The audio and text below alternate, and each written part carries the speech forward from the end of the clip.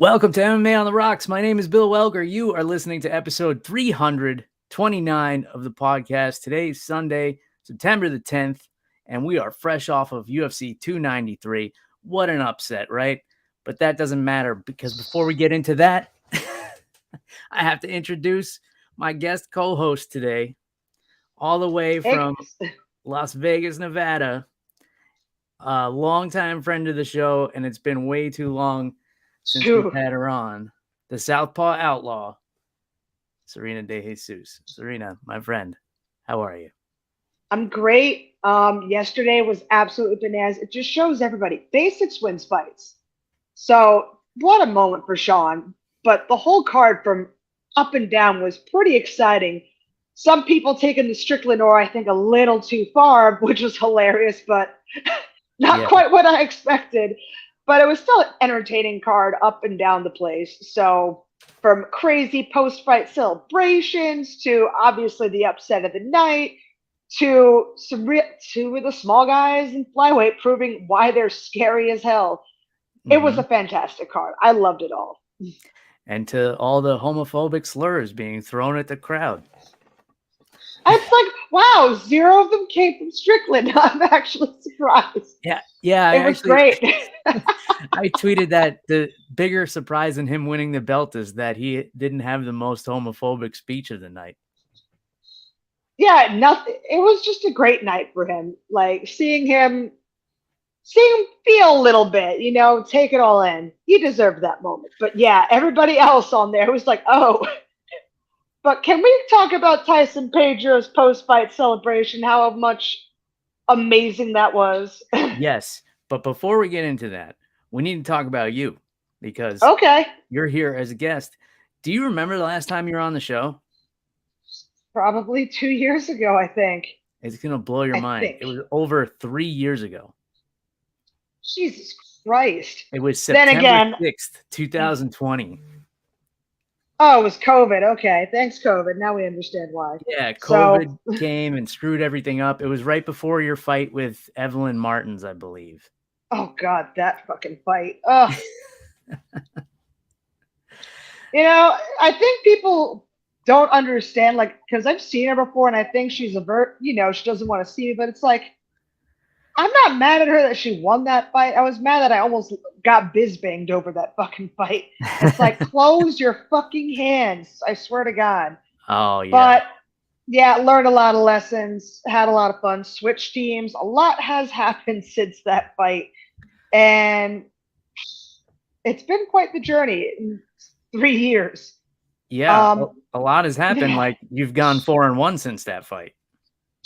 Yeah, I have. So I had some good training, I just had a recent shakeup with stuff. So now I'm over at Extreme Couture full time. Finding some good training partners, training with Jocelyn Edwards, and Misha's also helped me out. She's kind of in a way taking me under her wing, which is nice. She's kind of de facto captain, so you don't hear arguments from me about that. I assume you're talking about Miesha Tate, former bantamweight champion of the UFC. Mm-hmm. So. Man, it's not like I helped, I came out and we were homies before training together. So it's nice to see her a little bit more often after I switched over. You can't be doing much better than that. Real.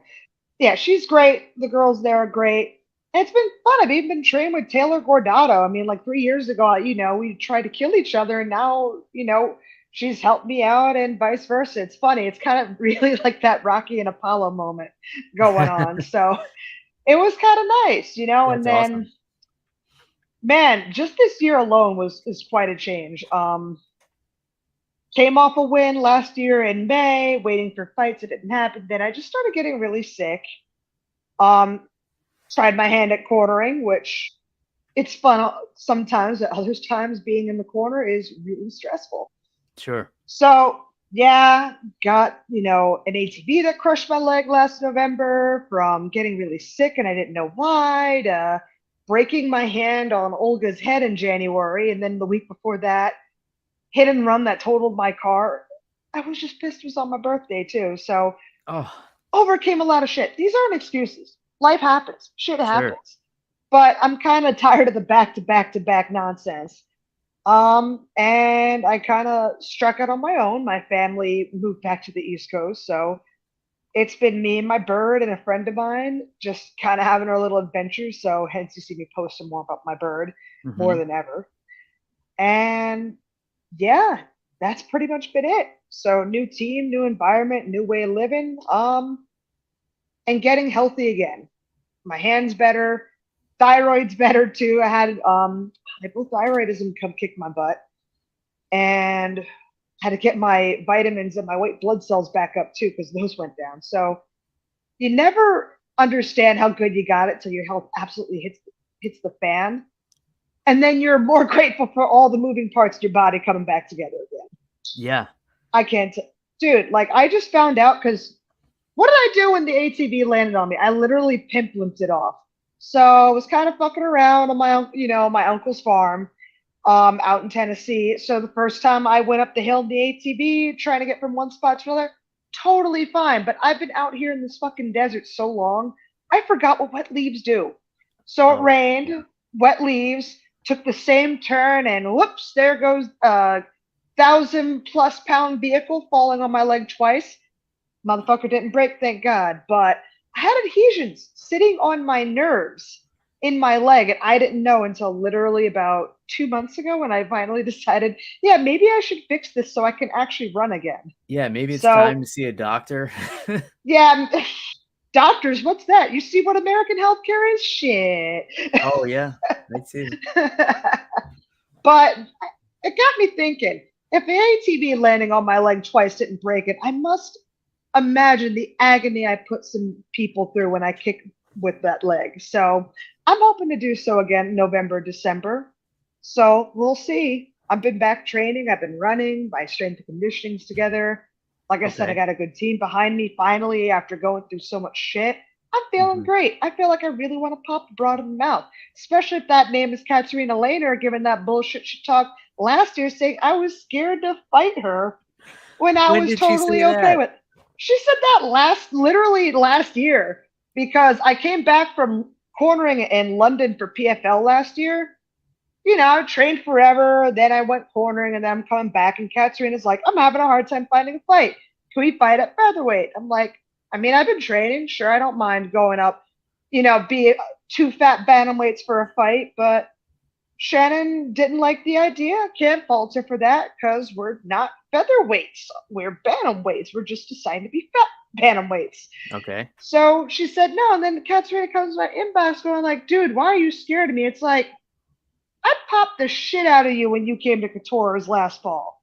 And I don't like when people talk about me. Say my jab sucks. Say my blind ass can't see shit like Mike Jackson. Fine, whatever. But you say I'm scared of you? Fuck that. That's my reputation now you're starting to take out of line. So I still want to fight her. And she's over here claiming, oh, no one wants to fight me. It's like, shit, Katerina Lehner, you want to dance November, December? I'm your Huckleberry. Well, let's go. Let's get this on the books. And you're both signed to Invicta, correct? Correct. All right. So it sounds like there should be nothing standing in the way except Halloween. So let's get this on the books. We're only like 8.5 minutes into this show, and I already have my favorite one-liner. I'm ready to pop a broad in the mouth. That's what I do. Come on. You know, because it's been a lot of physical growth. But when I broke my hand, it wasn't the break I wanted, but figuratively, it was the break I really needed. Because I burned myself out putting other people who I really cared about ahead of me, but I really neglected myself.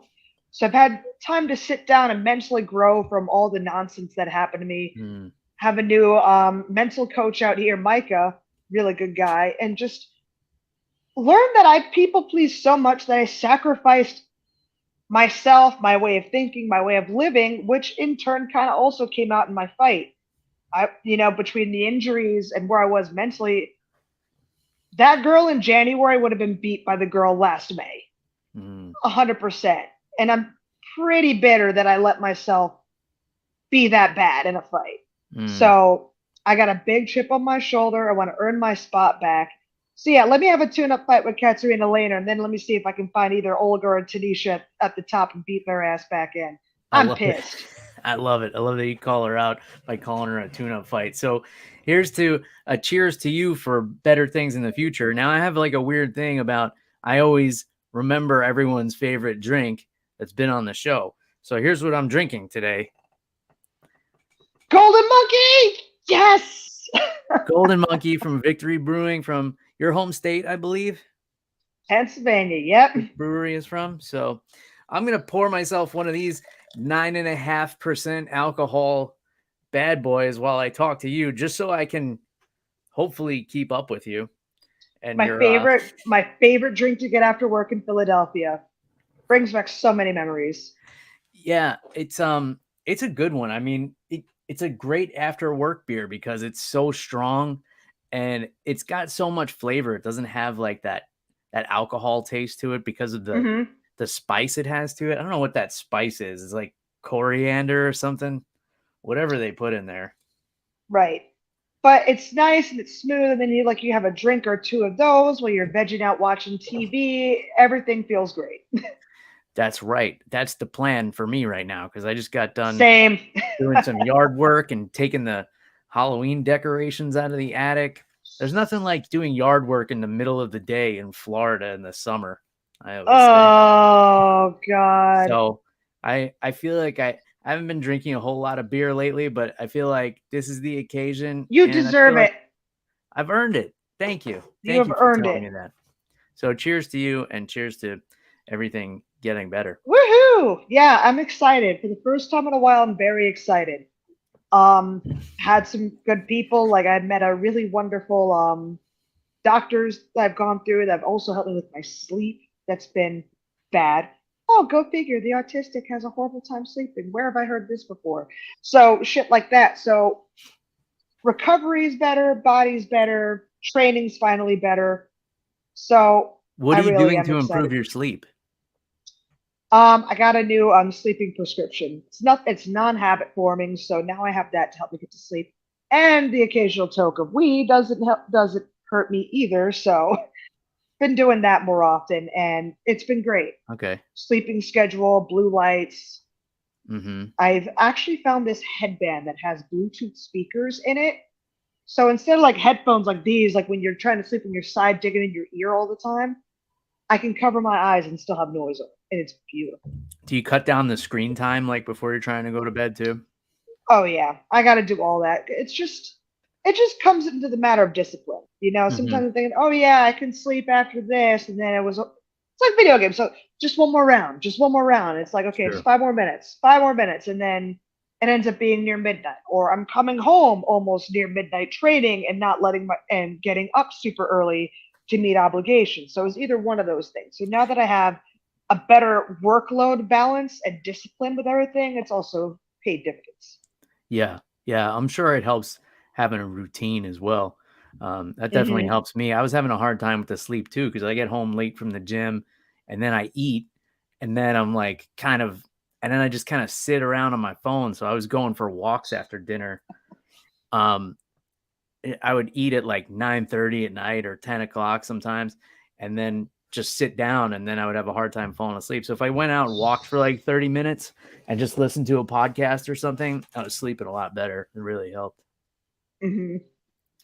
But I definitely want to get into some more things with you. It's a shame it's been so long since you've been on here. And then I was out in Vegas 2 years ago. We tried to link up, didn't work out. I totally forgot about that too. Yeah. God, that was 2 years ago? Yeah, I think so. Yeah, it was that was summer 2021, I want to say. Oh yeah, because I was fighting. That was when I was getting ready to fight Mueller, because I fought Liz Phillips, and then literally 3 weeks after that fight, I had to get ready to go fight Laura Mueller. So that was quite the time. Yeah, how many people can say they beat 2 UFC veterans 3 weeks in between each other? How many people can say they beat 2 UFC veterans? There's not too many of them walking around. Probably a few, but you know what it means. But it was so insane. Maybe, but still a small amount of the population. Yeah, but still, it was so insane because I fought Liz Phillips for Fusion Fight League in Montana, which I love them. But it was so insane because it was my first time main eventing something, because I was co-main the fight before for another organization. And then, no, the wildest part is after the fight, because we're in Helena, Montana, Sean O'Malley's dad is there at the fight. And he comes in the cage because he's helping with like some fundraising thing and said it was the best fight I ever seen. I'm like, stop that. I know who your kid is. Stop that. That's awesome. So, but it was still cool to hear, but it's like, stop that. I know who your kid is. I can't possibly be the best fight you've seen, but I thank you for the, and then I'm thinking, yeah, my ass can get fat again. I don't have, a fight's not going to come for a while, knowing my luck. And then lo and behold, it's like Laura Mueller's original opponent fell out. And it was like, oh yeah, we have this fight. And I'm like, shit. So I dropped all my weight again. That's where I lost all my hair, because last time you saw me, I had those long, luscious locks. Now I'm kind of keeping it around here. Might grow it out a little bit, still undecided. But because what happened is I'm horrible at math. Okay, it's a language I don't quite understand yet. If it goes past my money, I'm clueless. All right. So COVID, we couldn't go into normal saunas, right, because of the code restrictions and whatnot. So we're in portable saunas, and I could not. The saunas go for portable saunas go like 130, 140. I like to cook at like 160. Okay. It's like, or a little higher, because like, oh, it's absolutely miserable, but the weight goes up faster, and I'm out of that faster. All I care about, right? Mm-hmm. So math is bad. I'm on the scale behind the curtain of shame, and I'm 4 ounces over. And I'm ready to go Thug Rose at this point. I'm like, Mom, cut my hair, because I literally had 1 minute to make weight. Yeah, so you had long hair. Well, no, I used to, but so when I fought Liz, I went from my long hair past my shoulders to a bob. Okay. And then I went from the bob to like shorter than this, kind of like almost Holly Berry style. Mm-hmm. And that took an extra 4 ounces off, because when I got on the scale, it was 136.4, so I had to lose 4 ounces in a minute. I'm like, Mom, just cut my hair. I was ready to go Thug Rose if I had to, but she cut it to like that Holly Berry style. Boom, weight was off. Like, awesome. So, yeah, I didn't expect me rocking the short hair look as I did, but it's grown on me. See what I did there? But my bird fucking hated it, because like I have a golfing cockatoo. I've had him since I was 14. His name's Ralph. So kids like because unfortunately this knucklehead at his smartest will literally be as smart as a human 2-year-old. But how many videos have you seen? Dad cuts his beard, mom cuts their hair, and the kids freaking out. They're like, because they don't recognize him. That was my bird for a whole fucking year, getting mad every time I tried to pet him and try to bite my ass. He hated my short hair. Like, he would take food and steal my tea, but wouldn't let me pet him or hold him. It's a little heartbreaking. So, yeah, I'm going to probably keep it here. So he's used to it now? As a bitch. He's used to it now, because this is kind of close to the length when I met him when I was like, all right, 14. This is my new owner. And nobody, and since my family moved back to the East Coast, like, well, she's the only one I know, so I'll stick with her, I guess. So there you go. Yeah, I need my insurance. I think I need my insurance check back, so I might grow it out, but I'm not looking forward to the upkeep again. Yeah, so you hack off your hair and you string together back-to-back wins within 3 weeks. So sounds like a good deal to me. Trade the hair for a win. It's kind of a thing. It's like anti-Samson almost. An anti-Samson story. Anti-Samson. Cut my hair, gain more power. It's kind of a thing that people do, though, I've heard about, because like right after weigh-ins, guys will like cut their hair or shave their beard, because it's like a mental thing where the opponent's been visualizing them. So then they get in there and they see somebody that looks different, and it can throw off the psychology.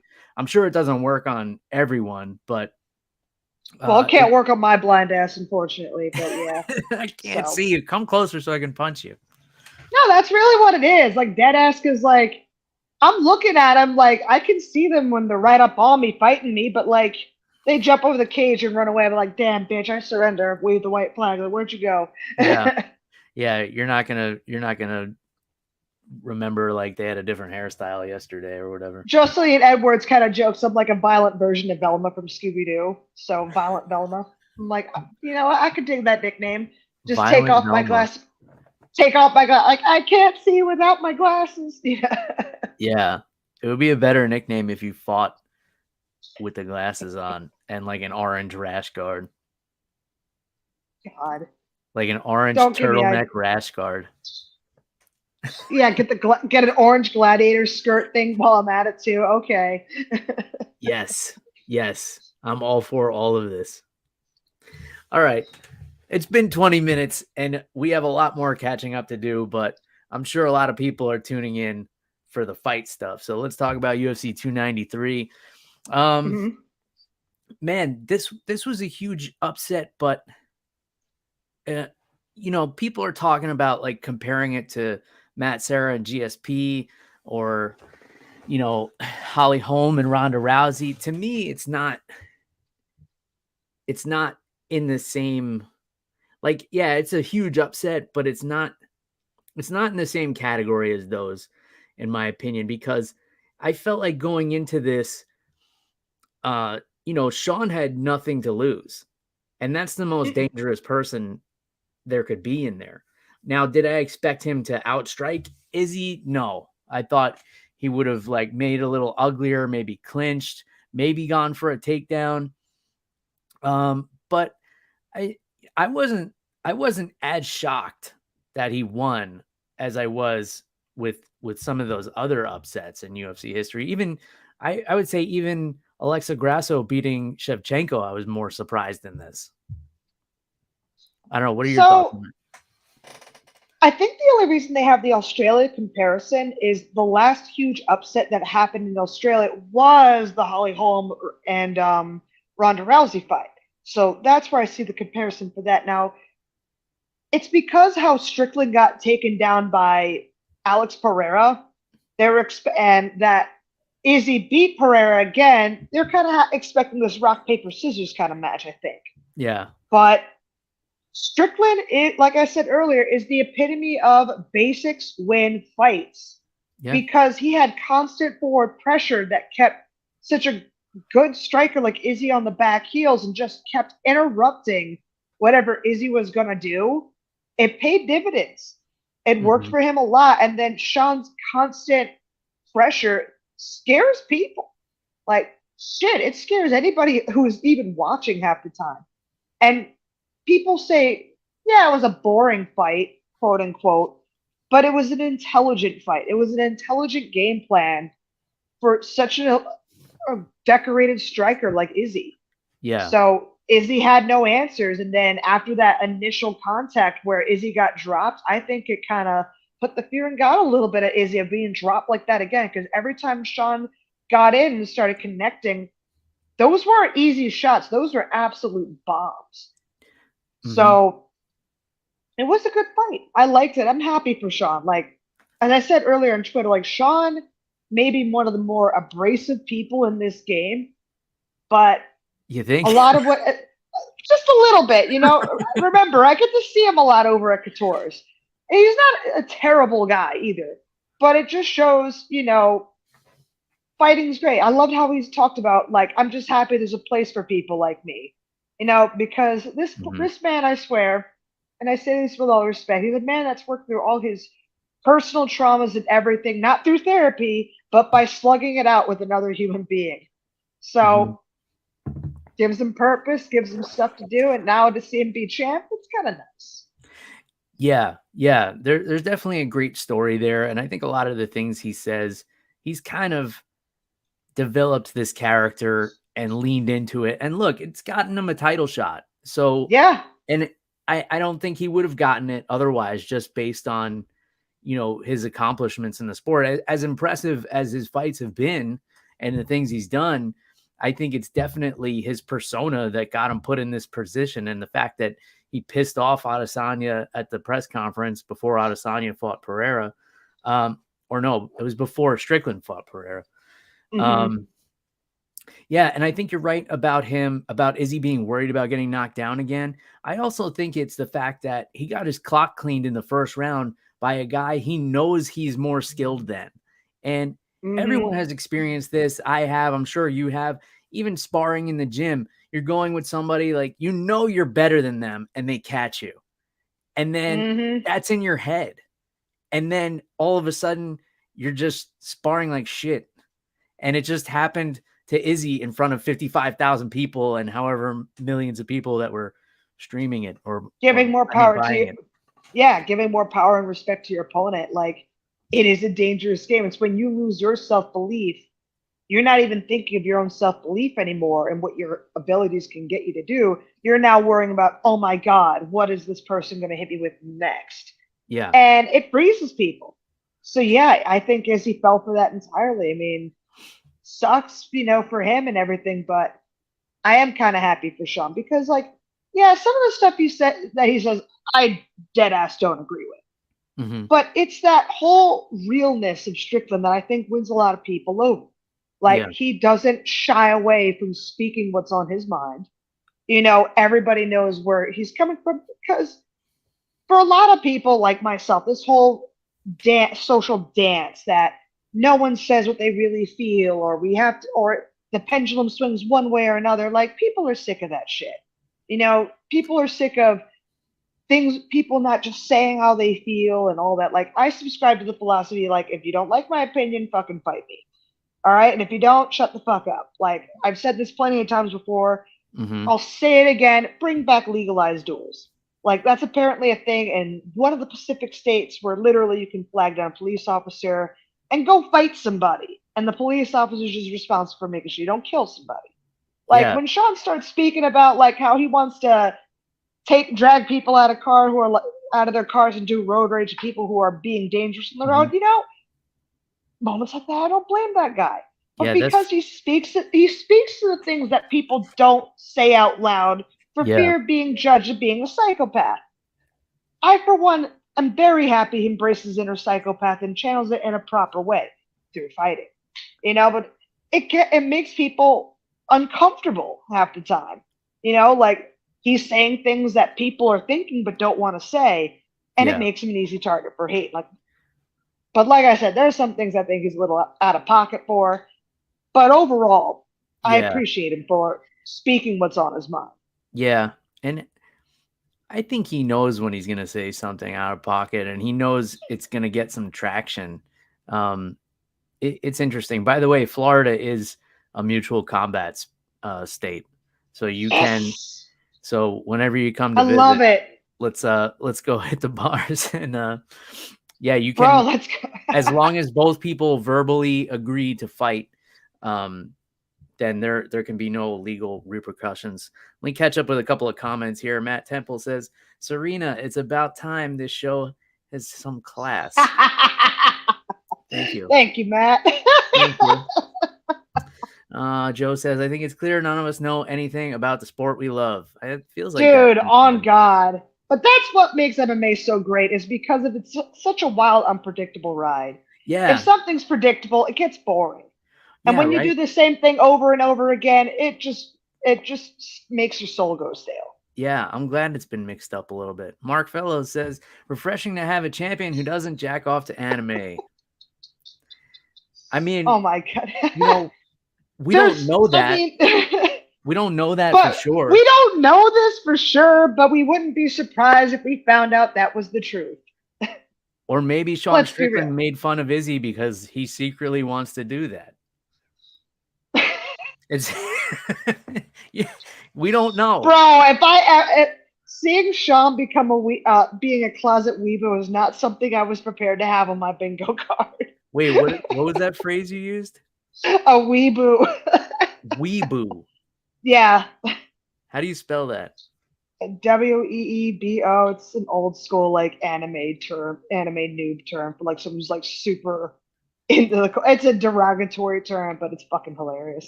But it's for people who sexualize it?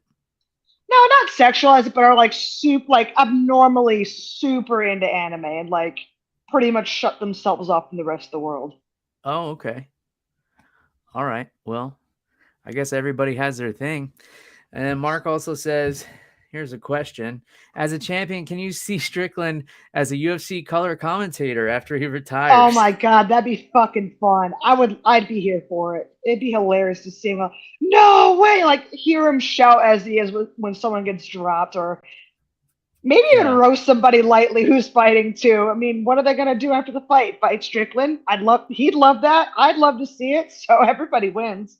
Yeah, that's why he'll never really be retired. I don't see it in the UFC, but maybe like BKFC would have him as a color commentator. I could Power see that. slap. No, stop. Power slap. Yeah. Because then he would just be in the commentary like, oh, come on, my dad hit me harder than that when I was 7. Oh, shit. That works. I mean, that's what he would say. Yeah, he would. It'd be absolutely fucking hilarious. I don't think I'm speaking out of turn. I'm just repeating things he said. Yeah, we all see it. Let's see. I usually pull this up on the screen, but it's kind of weird when it's 2 of us here. Yeah, we don't. Hey, I see it. All right. Co-main event. This one didn't end the way I thought. I thought it would be Volkov by decision or Tuivasa by knockout. If you told me there was going to be a submission in this fight, I would have told you you're a liar. Dude, I thought someone was going to die, quite frankly. It was like, okay, either Ty gets the knockout or Volkov's going to get the knockout. And after seeing Ty knock the everlasting daylights out of Greg Hardy, thank you, Ty. I was thinking I was hoping he would do the same to Volkov, but fucking Volkov pulls the goddamn Alexei Olenek Ezekiel choke out from behind and chokes out Tai Tuivasa. I'm like, motherfucker. So, not only did he use my favorite choke, he used it on somebody who I think is cool. Volkov's all right, but Sir Shoey's the dude. Is it your favorite choke in the gi or just in general? In general. I won my first actual jiu-jitsu, like grappler's quest using an Ezekiel choke. Nice. in like a minute and a half. Well, nobody knows it. They think I'm just getting side control. It's like, psych, bitch. And then Olenek of all people, I was in the UFC. When I was in the PI with Roxy. I'm like, oh my god, I like this. This is great. Your chokes are cool. He's like, here, I'll show you how to do it. I'm like, what? Like he showed me how to do it, and then he let me test it out on him standing, and it was awesome. Yeah, Olenek's a cool dude. Yeah, I met him before at UFC in Fort Lauderdale. He was such a nice dude. His hands are enormous, but he doesn't look like a heavyweight. No. And like he's not like I met Gerald Mershard, who's a middleweight, and the dude towers over me. I met Olenek and I'm like, dude, you're a heavyweight? Like, dude, and a long-lived heavyweight too. Like, he's in his 40s and dude's still after it. Like, what the fuck? Yeah, he did start off at middleweight though, and then he was just like, fuck cutting weight.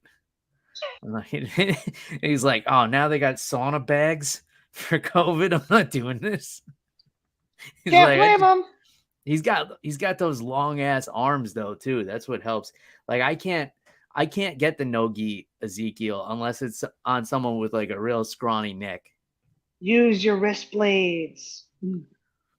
Yeah, but it's still like my reach is like half of my height. I'm just okay. I'm all torso. I don't have the. Okay. I get it. Yeah, it's tough for me. Like Darces and anacondas too. Guillotines all day, but for whatever reason, anything. And see, I'm just a meathead. I try to pick people up and throw them. That's it. Like if I go for submissions, I'm going to snatch your shoulders and your arms. So if I get a choke, it's a rear naked choke, or you just gave me some stupid shit, honestly. Quite frankly, my thing in fights, like if I take you down or choke you out, it is your fucking fault. Yeah. So yeah, it was a nice choke. I think he said in the post-fight interview too that Olenek showed him the choke as well, like when he was younger. Okay. Now it all makes sense. Yeah, but I don't know. I keep the volume way down. I try not to listen to the commentary just because I don't like to be influenced. I don't want to get like an idea that they say and then steal it or whatever. I like to just like give my perspective, you know. But sometimes I'll turn it back up for when I want to hear somebody in the post-fight interview. I wish I didn't turn it up when I heard Manel Kape after he beat Felipe Santos. This was a good fight, and then it just got super awkward at the end. Like, why would they let him just start shouting at Kai Kara France? I know they're trying to build up the next fight, but then, like, part of me wonders if there was like a language barrier and he just heard, what's the guy's name? Chuck Buffalo earlier in the night. And he was like, let me just say what that guy said. He got a big reaction. I'm not sure there was a language barrier, but like, no, Kape has had the worst fucking luck I have ever seen in a fighter just trying to get a fight. Like, what, 6 or 7 canceled fights? And so, of course, and like some of them short notice too. Like, I had three girls back out and say no, and it made me almost call them pussies on the internet for backing out. But to have double that, I cannot imagine the frustration he was feeling. So to see someone you were going to fight in 2 weeks pull out and show up, it's almost mocking. Like, he was going after him at the press conference show where Izzy tried to start beef with a flyweight, over it, versus just letting 2 grown men handle their business, So when he saw Kai, in that stage of comment, I think he got a little out of pocket, but it was emotional, kind of get a little bit. But it's like once that F-bomb energy gets in the air, it lingers. Yes. Like I said, it's the Strickland or another step plan. Yeah. And anyway, it's a Sean Strickland card. Like, there's no rules. It's no holds barred. No. But in any case, what do you think of the performance? With Tuivasa and Volkov, like, it was good. Like, no, we're on Kape and we're on Kape, dude. Fast as fuck. Like, that Kape's opponent, to hear that he was going to be on Dana White's Contender Series, and then he showed out like that. That he just showed he was way worth what Dana White's Contender Series will offer. But on the other side of things, it shows, the people that come into Dana White's Contender Series can be serious killers in the future. I mean, Sean O'Malley put that on the map with a capital T, like right there, going from Contender Series to champ in his division. But now we're seeing another person who was going to be on Contender Series originally, and now just have such an amazing scrap with Kape. Like, they were catching each other good too. Like, I'm thinking, oh my God, someone's going to get dropped, someone's going to get knocked out, because neither of them were going to back down. It's just Kape was just, I would say, more elusive, but just more faster. Yeah, by just a smidge. I aspire to be that fast, but alas, I'm just a power puncher.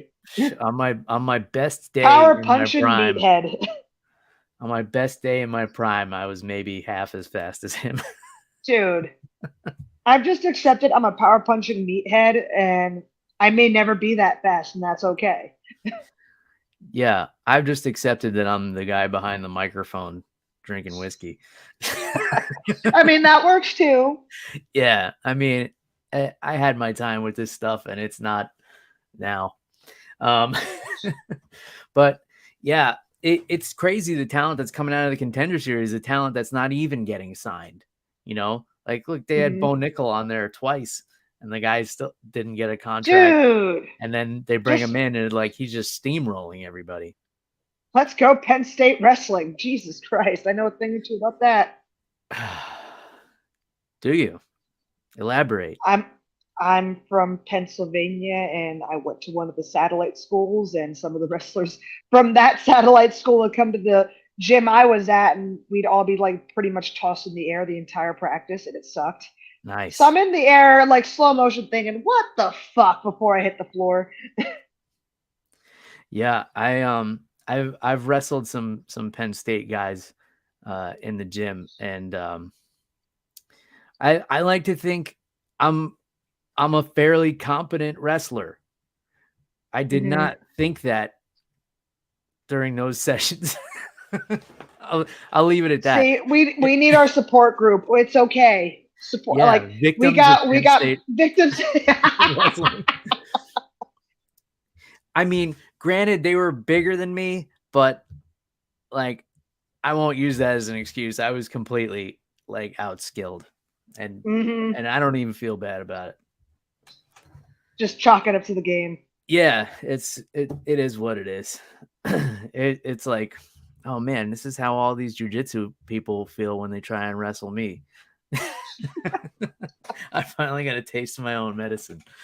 All right, Justin Tafa knocking out Austen Lane in the first round, and he's almost doing the goddamn Well, the dance was great, but he's almost doing the Mark Hunt walk off. But because I was thinking the ref was going to wave it off, but the ref wasn't there, so he's like, "All right, bet." Just like what, some more, and then that little dance. I'm like, I kind of feel like that dude from the Ken Jeong's character from The Hangover, going like, "It's funny because he's fat," watching him dance like that. But it was a great knockout too. So a little bit of both. Yeah, it was a great knockout. It was like brought that overhand left, and it just it's like score one for the short guys. Like score one for short people.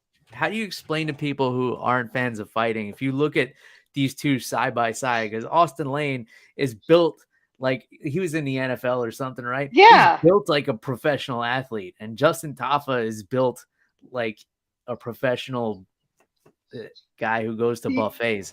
I don't know. He may not like it, but this is what peak male performance looks like, and there's not a fucking thing you can do about it, said That's Justin Tafa.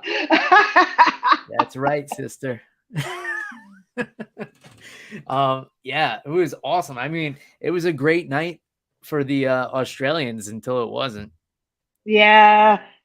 So, but that was nice.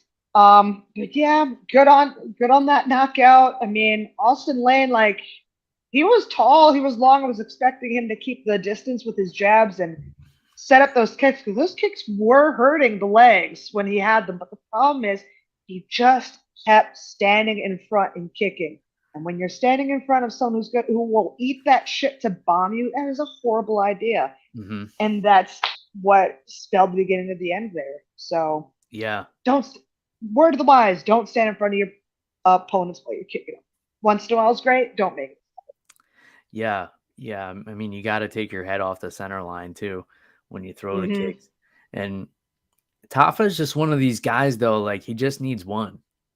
You know, he's got that rare power that's just like he just needs to touch you once. It's devastating. But it's so fun. It's just great. He can do a little dance afterwards. He just has that violent mentality afterwards. Yeah, let's dance. Let's chill, everybody. So yeah, great for fight. Sure.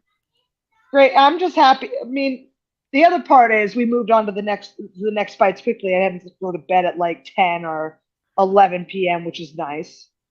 Oh, I bet y'all, you on the East Coast on Eastern Standard Time feel this a little bit more in your soul than I do. I bet.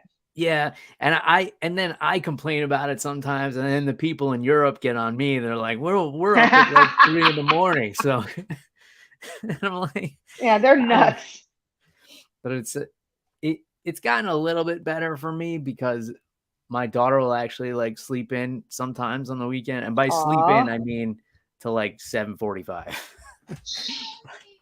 But can you imagine being European MMA fans right now, waking up and finding out that Sean Strickland's the new middleweight champion? Can you fucking imagine? Right? They're like waking up going like, the fuck? Okay, I got to step away for 1 second. Can you take the reins and talk about Tyson Pedro and Anton Turkalj? Sure. So that fight was fun for me. Reason being is we haven't seen Tyson Pedro in a while, and God damn it, I love that celebration post-fight because it was a beautiful setup. It was a beautiful finish, but I may or may not have been playing Ghost of Tsushima a little bit too much. So seeing with that samurai little slice and dice and then get back in the scabbard and be all excited, it was a fun fight. But it was a back and forth affair for a little bit, but just Tyson got that one and done shot, and it was a beautiful thing. Yeah, +1 for the Aussies on that fight. So what are your thoughts on it, Bill? Are we still on Tyson Pedro? We're still on Tyson Pedro. I didn't move on that far because honestly, it was just I knew this was going to be a violent, and for me it was a toss up. And we hadn't seen Tyson in such a long time. Like, I don't know if it was an injury or something, but he'd been out of the game. And I remember him when he first came on because I was seeing like, oh yeah, he was Australian military, hence the boonie hat he walked out with. And you start seeing it also on his artwork and his tattoos and stuff. So we all knew he had that ride or die spirit for fighting. Like he's like, he'll fight to the end or he'll fight till there's a finish. And then, God, that beautiful one shot. And that celebration, I was saying earlier to the people, because I have finally gotten to go to Tsushima. So just seeing him do that, I'm like, yes, it's poetic. And then because I have to put my hair up in like a top knot, so it doesn't get in my face when I'm training, like everybody's like saying, it's Ronan Reen. I'm like, I fucking love that. Ronan Reen. I'm getting all the nicknames everywhere. So yeah, right. No shortage of them. But you're Never. sticking with the Southpaw Outlaw, I assume. Yeah, for now. I mean, might as well. Yeah. I thought it was such a great performance from Tyson. I mean, his striking looked so clean, and Turkalj was a lot more reserved than we've seen him in the past. Like usually he kind of like throws caution to the wind a little bbit more, and he was a little bit reserved, and Pedro was just like not giving him any room to breathe. I'm just gonna laugh and saying that Tyson finished the Pleasure Man. I'm sorry, that's the most fucking hilarious nickname ever. And to hear that that Anton's dad gave him that nickname, the Pleasure Man, I'm like, questions. I have a lot of them. You know, it makes you kind of raise an eyebrow a little bit. So if MMA fighting and the rest of the MMA media wasn't rolling with that title, like Tyson Pedro finishes the Pleasure Man, I'm going to be very disappointed. It sounds like Turkalj had a worse relationship with his dad than Sean Strickland. Yikes. But yeah, he was more reserved because the dude trains with Hazmat, for crying out loud. And seeing Hazmat train with Strickland in person, like many months back, when he was visiting tourists, let me tell you, that was a very scary sight. Awe-inspiring but scary. So knowing that you train with Hazmat all the time, and then he seemed hesitant. He seemed off the back foot. He seemed to be waiting for something that never came from Tyson, and he paid the price for it. For sure. Yeah, and yeah, like I said, Tyson's striking has looked much improved. Like, and he's saying he's new at the city kickboxing striking style, which kind of intrigues me. I'm like, now I wonder what the city kickboxing striking style is. I haven't quite got a read on it. So yeah, I mean, obviously they're doing something right over there. I mean, they're just cranking out champions and contenders like nothing. So it seems like they have a system in place. And you know, one of the hardest things to do as a coach is take someone who has an established style and kind of adapt it to your system. You know, we've had, you know, professional fighters come to our gym, and we don't really try and put our system on them because it's like, it's too difficult. You know, you just kind of have to tweak things here and there, let them be who they are, and, you know, try and give them a few extra tools. But to adapt someone who is, you know, several UFC fights into their career to a new system and to do it effectively, that's hard. That's more impressive than taking someone who's like an empty, like a block of clay and molding them. And mold it exactly. It's much harder to do. They're much less malleable the longer they've been doing this because there's so much ego and everything else involved. Really is. So, but look at him go. Look at him go. I hope to see more of him in the future. Yeah. I hope to see him fighting a little more frequently. Let's see. Carlos Ulberg. This dude, it looked like the fight went the distance, and then they had to go and review it, and turned out Woon Jung was tapping. But it was it's good. It's good to see the use of instant replay, because we heard of it in the recent rule changings, with the commissions and whatnot. But to actually see it being used, especially internationally, I think it's a step in the right direction because now instead of, a decision victory, now we have, it was a finish after all. So there's, it's more negotiating power for them. Oh, Give yeah. me 1 sec. Yeah. Give me 1 second. I'm still going to be here. I just got a little pupper I got to let out. So, Okay. but puppers are great. So not only do I fight people, I watch your animals and keep them safe. See, isn't it the best thing ever? So, but yeah, it was a great fight. I'm gonna mess up Ulberg's opponent's name, but Jung. Jung. Okay, so Jung, he looked sluggish. He was good. Like when he was using his jab, it was effective. But he leave too much space after. He just jab and then just wait, jab and then wait. Now, if he followed up a little bit more with like another 2 or 3 more punches, maybe something would have connected. But again, he was also standing in front while he's trying to kick the front leg. Don't get me wrong. I love attacking legs. If they can't walk, they can't hurt you. Basic rule of fighting. If they're the best boxer in the world, you fuck up their front leg, how are they going to push off that foot? Best wrestler, they ain't shooting. So, but he just did not seem to have a good read or feel like he could throw more than a few punches at a time. And that was ultimately his undoing. Yeah, for sure. Great breakdown. And then, do you think, Ulberg would have won the decision if they didn't 100%. The replay? 100%. He was pretty dominant. It seemed like the judges weren't too bad. Yeah, and you look at the face of Jung, he took a lot of damage. Mm-hmm. Like, that's why even excuse me, tongue-tied. Even with the main event going to a decision, seeing how Izzy's face looked compared to how Sean looked, I'm like, just by on the, because optics are really a thing for MMA judges. They see you leaking more than the other person, well, they're going to give it to the other guy if they're confused if it goes to a decision. So seeing how leaking Jung was, I knew he was going to lose the decision. He got outstruck and he looked like hamburger meat. Yep.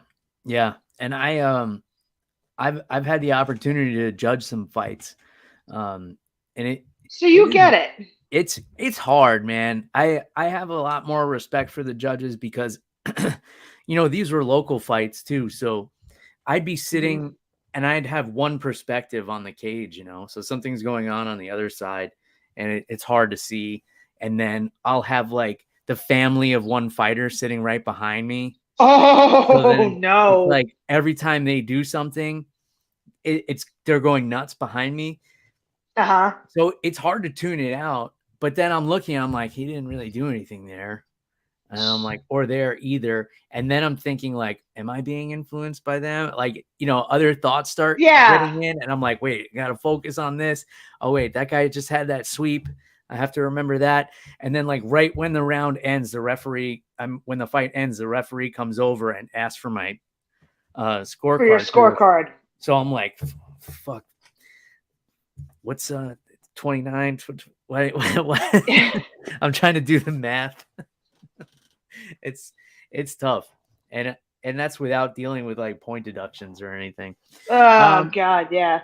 Speaking of that, in another a few fights, there was a few nut shots that were. It's like, damn, man, and it was funny because Lauren's also talking like, yep, I know what sound being hit in the cup makes. I'm like, finally, we have some women talking about this in the sport. They know what a cup being hit sounds like. I know there was a few guys when I was watching the fights and they're like, what? I'm like, we know. For those who know, we know. So fun.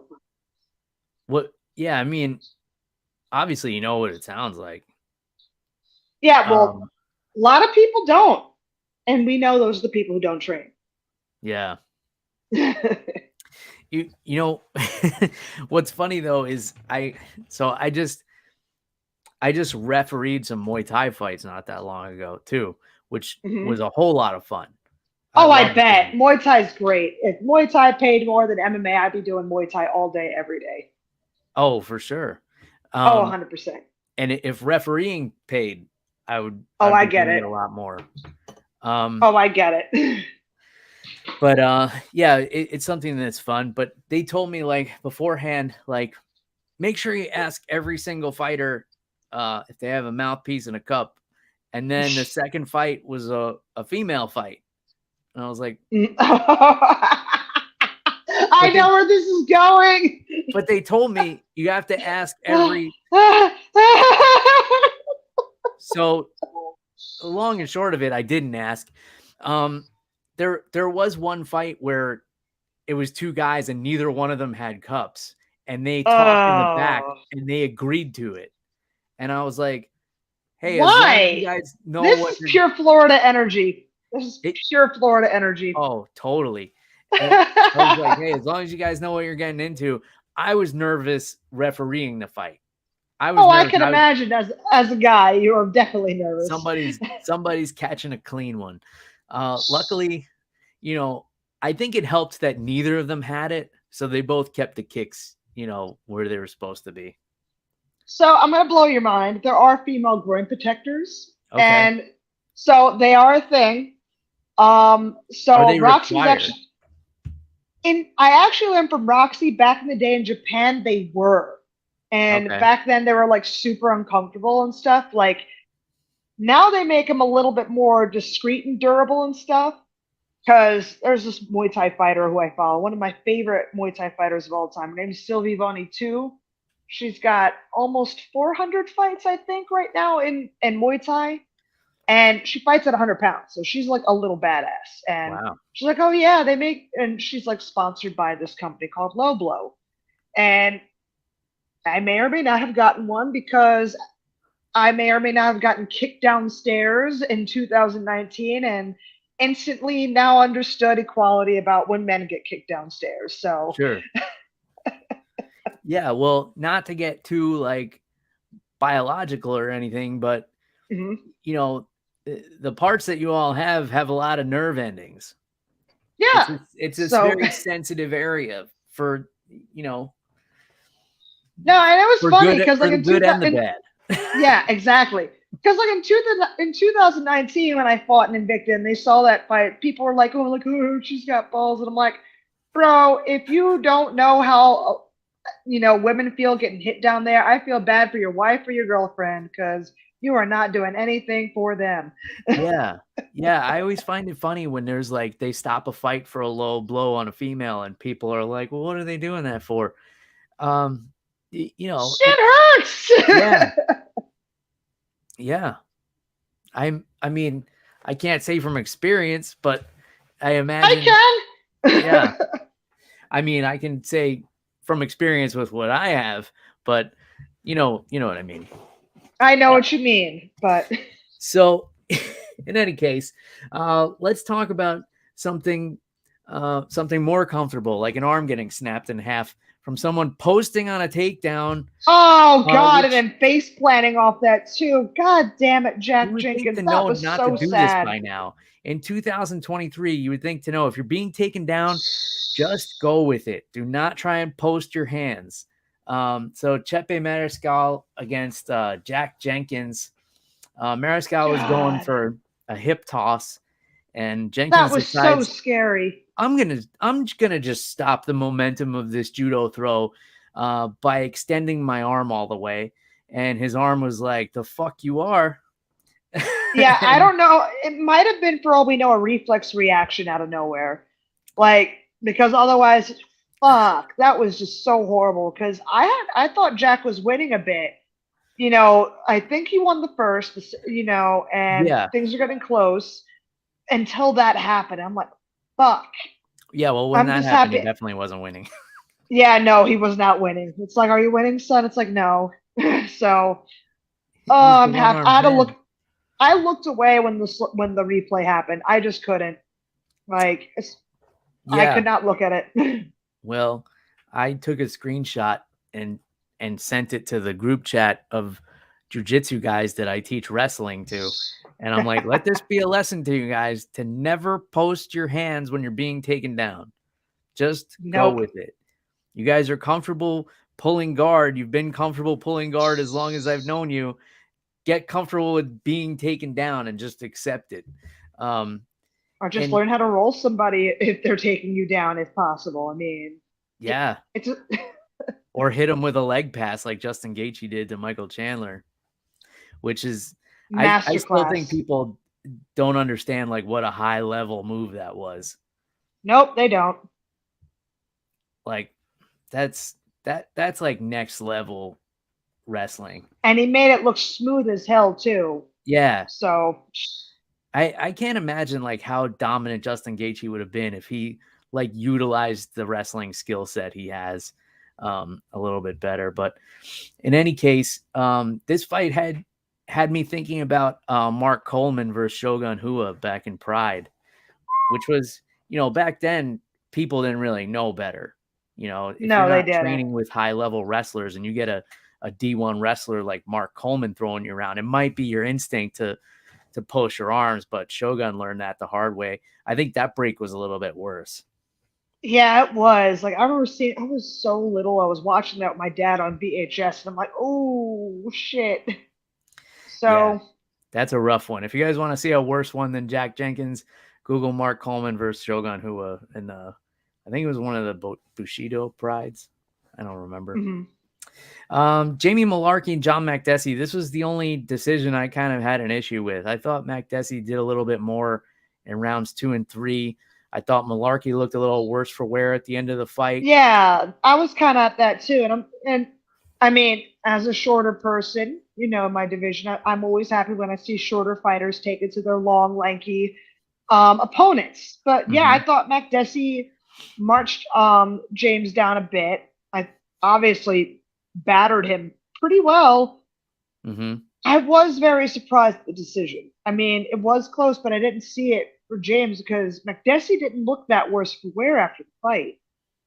So maybe I don't know. I think Malarkey got a hometown judging gift there. He did look good in the first round. He was stifling Makdessi a lot. Makdessi couldn't get the range. He couldn't get inside. But then, like somewhere in the second round, he just started landing. And once he found Malarkey's face, he kept finding it. Over and over and over. But, so good fight. I think it comes down to how you judge the second round. Yeah, Malarkey won the first, Makdessi won the third. The second was close. I thought Makdessi did more. I wouldn't call it a robbery, but I would say it was probably a hometown gift. Yeah, and it is what it is. But overall, it was a good fight for us. For sure. Let's see. We can kind of hurry through the rest of this. The only other one I really wanted to get into, Charlie Radtke, or Chuck Buffalo, as they call him, and Blood Diamond, Mike Matitha. So this was the fight where we saw the low blows to the point where Herb Dean even took a point away from Blood Diamond. I kind of wish he would have taken a point away for him continually grabbing the cage. Dude, come on. I am tired of that. Like, yeah. And we also saw it with the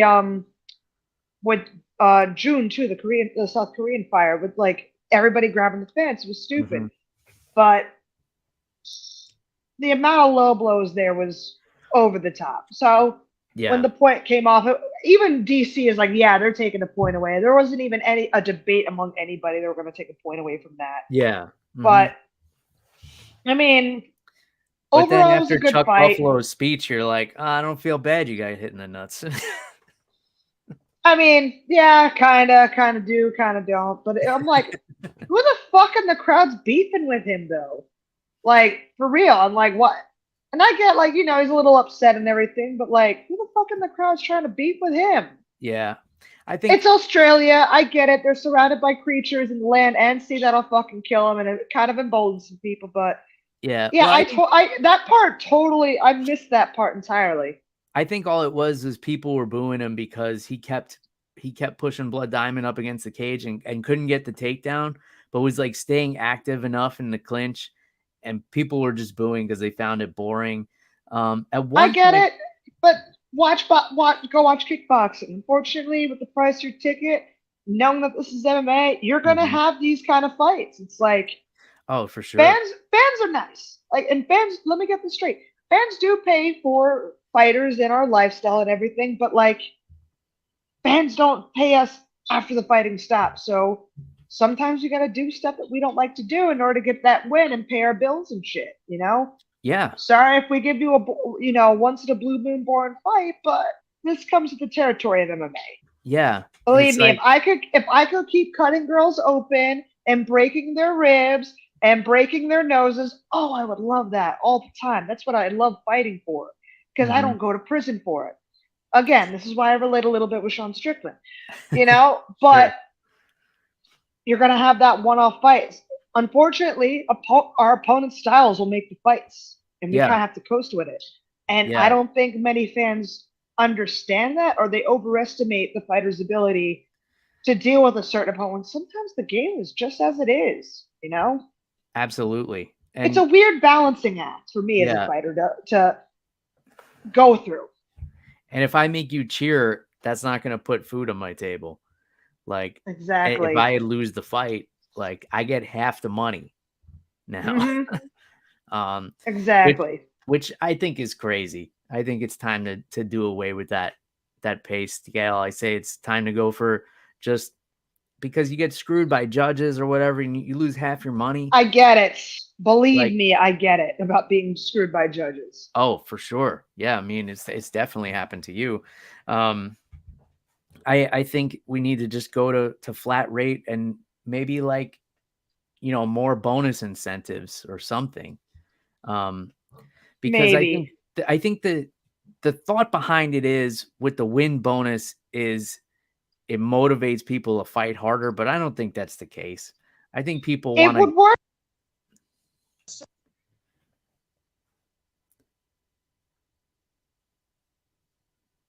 All you could do is punch and win, right? So, and boxing's way older, so you got a different system. But MMA, I feel, is a lot different to boxing or kickboxing or Muay Thai. So yeah, maybe some bonuses, but I think you should still keep the win loss kind of thing, but make the pay a little higher. Yeah, I mean, it can be afforded. Yeah, maybe it's not half. Yeah. Maybe it's like the base pay, the show money is a little higher, and then the win bonus is still there, but it's smaller. Like it's not like a straight split, so you're not missing out on half your money if you lose. Yeah, something else like that, and it'd be easier for everybody. Yeah, you still have motivation to go out and win, but we're not losing like half our pay if we lose something. I think in the future it could be worked around, but we need a lot of voices at the table to figure this out. Yep, absolutely. Last two I'll throw at you. First round finishes: Gabriel Miranda, rear naked choke victory over Shane Jung, and then Kevin Jousset. Also first round. Air Jousset. Huh? Air Jousset. That was good. But yeah, and both those chokes are fantastic. And the setup to get it both the opponents of these guys got snatched the fuck up. It was in very slick fashion too. So I liked that. It was a great way to kind of start off the card, some quick finishes, kind of like some appetizers or hors d'oeuvres to the main course coming up. So for sure, it's pretty appreciative of that. So great fights. Like I said, up and down the entire whole card. There was no shortage of entertainment. There was no shortage of finishes and just overall good fights and plenty of things to remember that fight card by. Yeah, 100%. I agree with you. And I was not that stoked for this fight card. Like for whatever reason, even with all the press conference hype and everything, I was like, all right, I'm just not getting into it. But the fights way exceeded my expectations. Yeah, it's like I like it to like say you don't want to go train, like I feel sore, I feel beat up, and then you drag yourself anyways. It's like the best class I ever went to. Yes, it's kind of how I felt about like with the fight card. It's like, it's a fight card. I'll give it a show. I'll watch it. Like, holy shit, I'm so happy I didn't miss this. Yeah, so truly, that's the best analogy because I have those days. I have those days more often these days, but like the days I have to drag myself to the gym are the days I feel the best after training. Oh yeah. All right. I'm going to reach right here and grab another one of these golden monkeys. Cool. See, I got my beer fridge right here in my office. I need to move now it that's closer smart. to the desk. I'm probably gonna have a Dos Equis after this is over. Enjoy the rest of my Sunday. I should have been, but I'm dude. It is Sunday. I was out all day, but I think I might get this 3-mile run out the way first before I do so because all right. I'm really celebrating that my leg can work again. You know, okay. I haven't been. I fucking hate cardio. Don't get me wrong. I hate cardio, but when you have all the function of your body back, you always want to make good use of it. So Sure. I'm gonna go slave away on a treadmill, and because I'm still slow. I used to run my 3 miles in like 22 minutes. Now I'm at 28 and I'm not satisfied. Yeah, I don't run unless someone's chasing me. Oh, I get that. I normally want to be motivated for a fight. Okay, 3 things. I either want to fight, there's a hot guy at the end of the block, or someone has a box of donuts. So the only 3 things, okay, add the cops. So those are 4 things that motivate me to run. So if there's a hot guy with a box of donuts who can sign you for a fight at the end of the block, you're going to be beating that 22 minutes. Oh, man, I'll turn 0 to Usain Bolt. Say less. A hot guy with a box of donuts. All right. Well, I guess I'm going to have to drink for the both of us then. Do it. Chug. Yay, peer pressure. I am not giving in to peer pressure and chugging a 10% beer. Boo. It's okay. After this show's over, I still have to be a father for a next Fair enough. Okay. My daughter goes to bed. Then okay. all bets are off. Once she's in bed and I'm just like editing my podcast and whatever else, then it's like, all right. Understandable. Then maybe this was so great to be back on the show. I can't believe it's been 3 damn years. Holy shit. I can't either. And you know, I looked it up intentionally just to bring it up and thinking like, oh, maybe it was like a year and a half or something. And I was like, wait, September 2020 was the last time? Because obviously we've kept in touch. We chat now and then. Yeah. I follow all your social media. And so it's like, you almost feel like you talk to people more than you do. Yeah. You know, when you're seeing them on social media and you're kind of like keeping up and like I'm watching your fights, obviously. So yeah, my mind was blown when I saw that. I was like, COVID made everything feel like it was a lifetime ago, yet yesterday. That's stupid. It was episode 207, I believe. And we're on 329 right now. So there's been over 100 episodes since we've had you on here. Insanity. Yeah. I mean, we definitely have to make it more frequent. Let's say. Hell yeah. So maybe when you get something on the books, maybe your next fight, come on. You know it. I'll be so excited. That'll be great. Speaking of next fight, let's talk about next week. Alexa this is gonna be a banger. I can't wait. It sucks. I love them both, but I don't know. I think we're gonna find a very motivated bullet this time. I really think we're gonna have a bullet with a chip on her shoulder, and that's gonna be a dangerous woman. I definitely agree with you. But look, never underestimate a Mexican fighter. Holy shit. So we're gonna be entertained no matter what happens. We are gonna have a great fight. Yeah. And I'm here for it. And here's what history tells us. When a younger fighter beats an older fighter and they rematch, the younger fighter tends to win again and quicker, especially at the championship level. You know, dude, it'll be insane if we see this again. And you saw the belt that they made for this fight, the Mexican style belt. That belt looks litty. That's a litty ass title. I ditto. That's a young people word, I think. I used to teach kids forever, coaching them. What was it, 8 years I coached kids, and then I just said, nah, I can't. I had my heart broken too many times, so I'm like, no. So the unfortunate part of being a kids coach is you learn the young people lingo, and you start saying it ironically, and then starts sinking in. Like there's times I catch myself, oh, it's all Gucci. I'm like, what the fuck did I just say? So I That one blame. I've heard before. Yeah, the kids say it all the time, and I'm like, and then I catch myself saying it to like my peers, and they're like, "What the fuck?" I'm like, I don't even know what the fuck, dude. Okay, I'm sorry. Yeah, Liddy is new for me, and Weibo is new for me.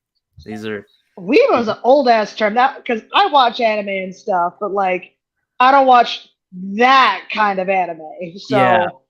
so I've heard this term all since high school, so it's nothing new for me. Oh, okay. Yeah, that's just like I'm not in that world kind of It's thing. fine.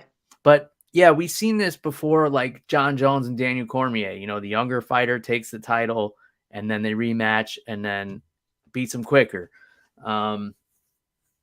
Chris Weidman, Anderson Silva. Yeah. But I feel like this is different. And then here's the elephant in the room we haven't talked about: the video game curse.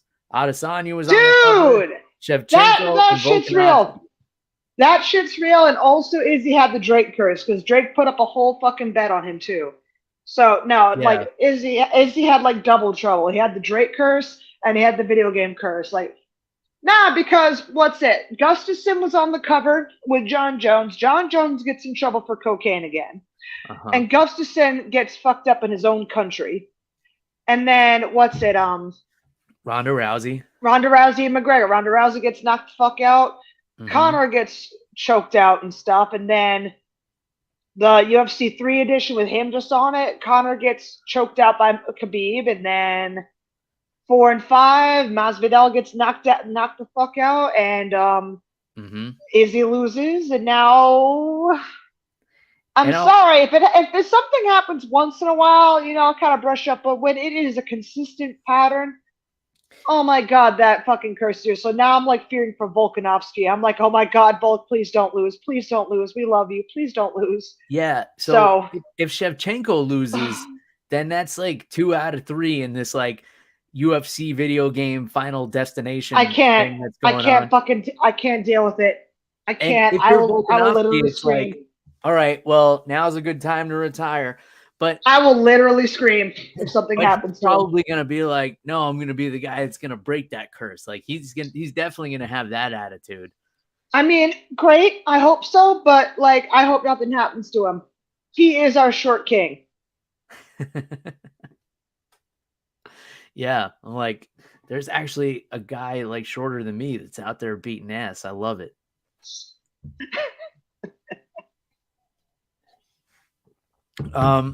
So yeah, but despite all that, despite the curse, despite what history teaches us, I agree with you that we're going to see a motivated Valentina. The last fight was going her way until it wasn't. Just one mistake costs you, unfortunately, in this game. That's right. Man, I don't know. And it's just surreal for me to see Grasso with the UFC belt and winning, because I remember watching her and Irene Aldana in Invicta, even as in 2016 and here in Las Vegas, beating the absolute fuck out of their opponents, and to see Irene Aldana kind of on the cusp of fighting for the bantamweight championship. She wins 1 or 2 more fights, and then seeing Alexa Grasso as champion, for me, it's very surreal. Sure. Yeah, I can imagine so. I don't know. I flip a coin, I guess. It's a pick 'em. Let's see. This is at the T-Mobile Arena in Vegas, so it's kind of neutral territory. Yeah, there's a video game curse. But it's you also USA Noche. They're billing this event, so kind of home territory, but it's Las Vegas, and there's a Mexican champion about to fight. This is not. It's going to be a little hostile to Valentina, potentially. But then look what's happened to the other Mexican champions too. So on the other side of the coin, it's been like unfortunately momentum for that. Dude, it's going to be like what happened with the 3 African Kings timeline in UFC. We had Izzy, we had Francis, we had Usman, and then there were none. If Grasso loses, it's going to be the same thing for the Mexican champions. And it's Yeah. going to be sad to see. Yeah, for sure. So it's like, which, if you're superstitious, like, which bad luck is going to prevail? Is it the downward You don't momentum of know. the Mexican champions? Is it the video game curse? Is it the young versus the old? Like, what? We will see. It'll Yeah. be in. I'll be looking forward to that fight, though. And I'll be looking forward to Kevin Holland and Jack Della Maddalena. Holy Oh, shit. that's going to be a mad fight. That's going to be absolute chaos, and I thrive off of chaos. It's going to be so fun. I mean, Kevin Holland, way more experienced. But Jack Della Maddalena seems to be one of these guys who just has it. He just has that. Mm-hmm. He just has that fight instinct. Like, he knows what to do in there. He knows how to move. He knows how to stay out of trouble. He knows how to hit hard. He's like the perfect storm. But Kevin Holland, his fight IQ is way higher than people give him credit for. He just, like, he has such great positioning in there.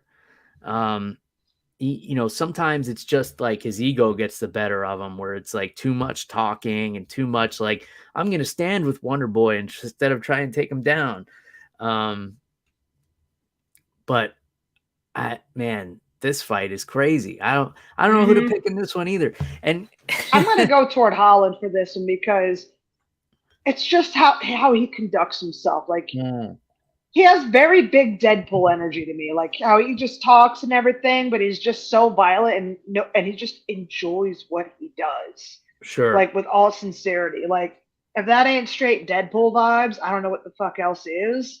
So, and just because he's been in there with crazy motherfuckers like Hazmat and just doesn't care. And held his own against Hazmat for a little bit until he didn't. Yeah. I'm gonna edge out for Kevin on this fight. Okay. But I love them both. Yeah, I mean, they're both super fun to watch. And super entertaining to hear on the mic.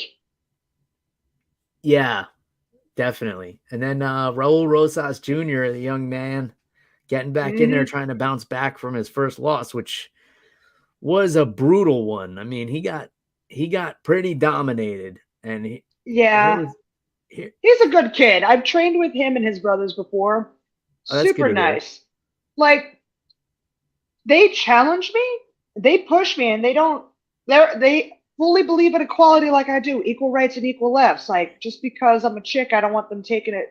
I want them to challenge me, I know I'm going to get hurt. I know shit's going to happen, but they don't kill me. So their family is not, Raul and his brothers and his family are really nice, and they're cool. So no matter what, I'm a big Raul fan. So I'm really hoping for him to bounce back with this fight. Like, he's a young kid. Like, what's it? He's like 18, 19 years old now. Yeah. How many of us were dumbasses with an ego, thinking we could, hold the world in our hands and everything? I mean, self-belief's a great thing to have, but then there's that youthful bravado. I think now that youthful bravado is kind of out the way, he's going to be more focused. And he's been training. He's been traveling and training. Like, he was near the Dagestani mountains, apparently, or something close to that, somewhere in Eastern Europe, training and doing all this. So, kid's dedicated. Kid wants that win, and you know what? I think he's going to get it. And he probably will in this one. This is one, unlike the main event and the co-main event, I do have a lean in this one, and it's toward Rosas Jr.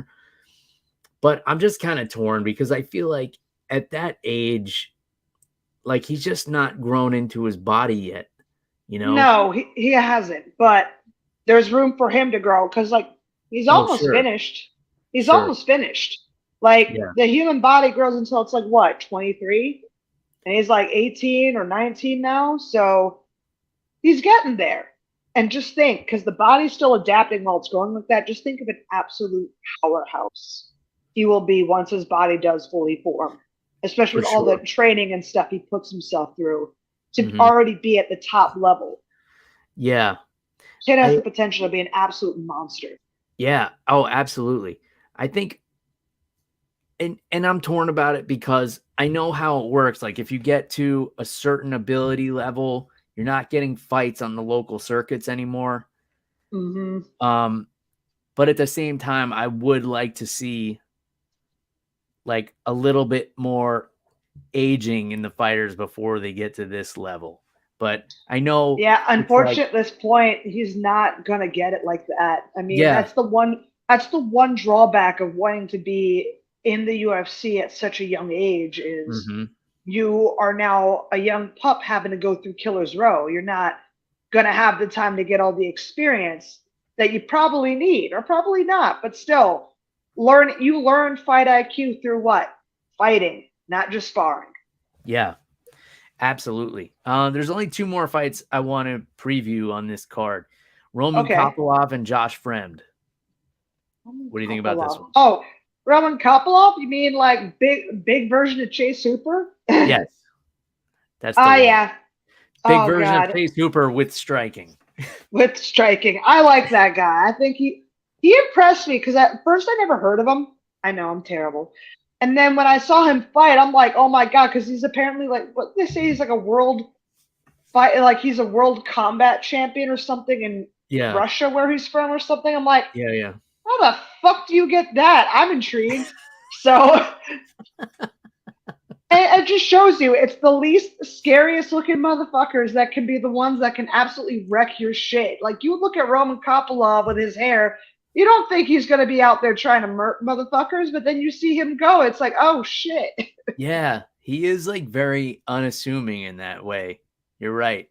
But yeah, a little unpolished, but Mm-hmm. like super dangerous at middleweight. And Josh Fremd just fought, I want to say like 3 weeks ago. I'm talking like I don't have this right in front of me and I can pull it up. Yeah, he fought Jamie Pickett August 12th. Okay, 4 weeks ago. Okay, I get it. Well, at least he's fresh still in camp and nothing else is go wrong. I mean, it Think worked of out it for as you, right? extended training. Oh yeah, extended training camp worked out fine, minus the weight cutting because I didn't. But at least I wish if I knew in advance when my fights were. Oh, it'd be so great. I'd line up everything perfectly and it'd be good to go. But that's the game. Unfortunately, we never know when we fight next. You got to be like water. Last one I want to get your thoughts on: Tracy Cortez and Jasmine Jasudavicius. Ooh. I used to train with Jasmine. Dude, she hits hard for her size. Like, we would give each other bloody noses. That's why I love working with her.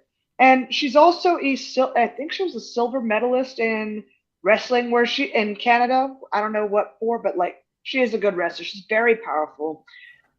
And Cortez is coming back real strong, but memory serves. I can't really remember when Tracy fought last, so it's kind of hard. Meanwhile, it's been a Jasmine, while, right? it has, and Jasmine's got that fucking dog.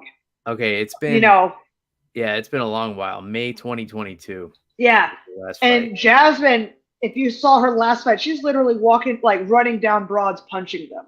Yeah, like this is why I love Jasmine because she is that bitch, and she goes out every single fight to prove she's that bitch. Okay, so.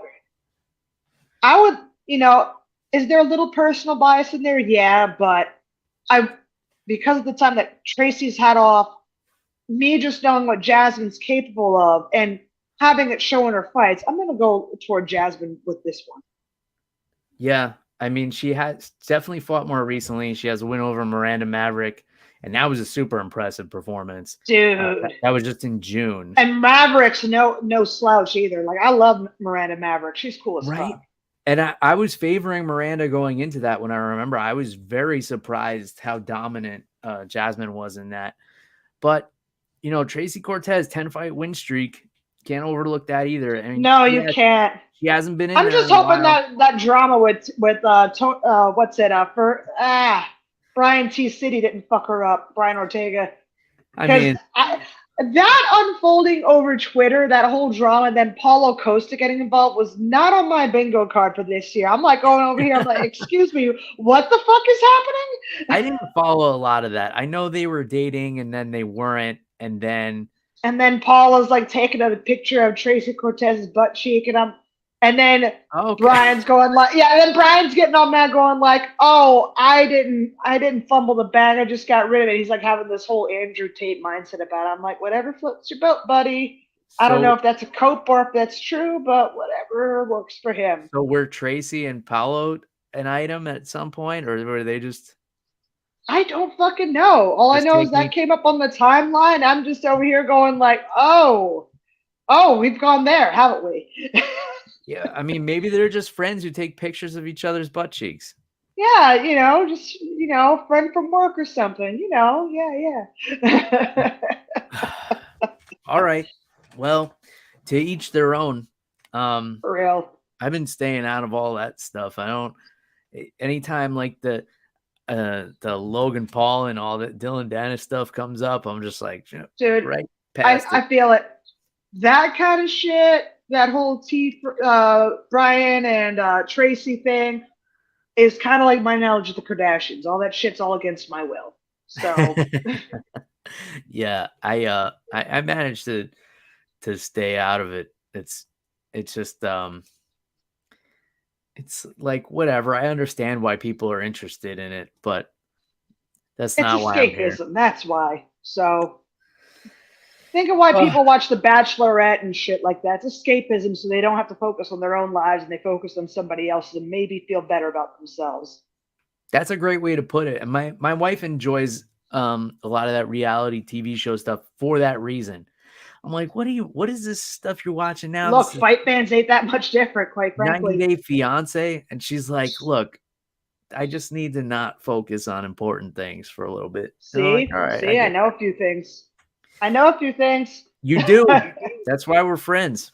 All right. After two of these golden monkeys, I'm ready to take your advice. I'm ready to go pop a broad in the mouth. Hey, take that how you will. But we definitely need to do this more frequently. Let's not do it every 3 years, okay? Okay, I like this plan. So as soon as you have a fight booked, let me be one of the first to know. As soon as it's official, I don't need to break news or anything. I'm not the news breaking guy. I've never looked to be that guy. But once it's broken, I got you. I'll have a drink and we'll talk about it.